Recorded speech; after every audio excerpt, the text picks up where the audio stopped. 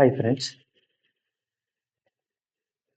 Welcome to DSA Progress. Today we will be looking at solving largest odd number in a string.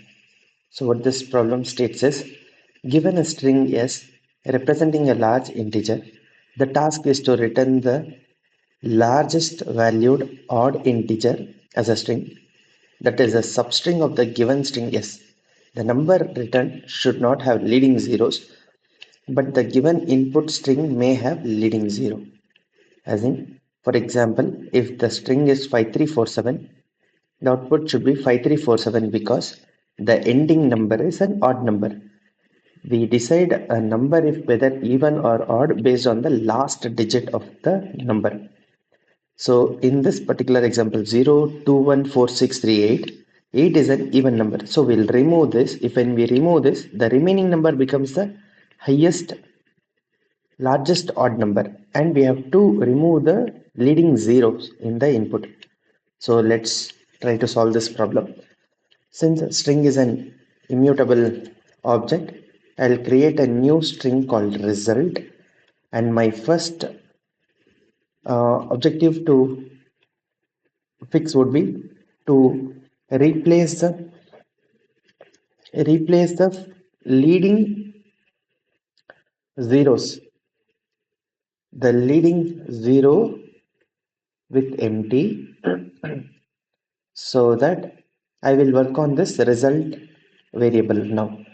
So what I'll do is, now we'll start a for loop for int I.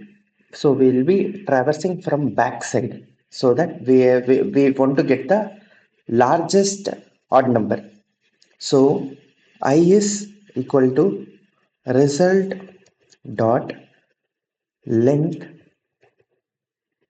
minus 1, I greater than or equal to 0, I minus minus. So we have started the loop. Now within the loop, we'll check if the data type for string, I mean only I'll pick the last digit from the string, last character from the string, and check if that is the modulus divided by 2 will give us the remainder. It will tell us whether the last digit is odd or even. So if it is not equal to 0, that means that is an odd number. So I will return the result immediately. Else, now in the else condition, we will have to manipulate or compute the remaining set of the string. So what I will do is, I will call the method again and pass the substring of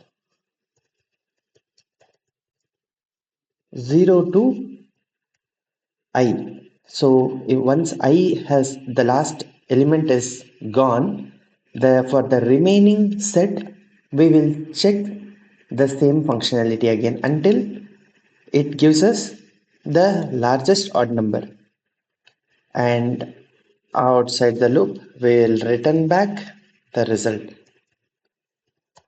Let's check this again. Let's run this program.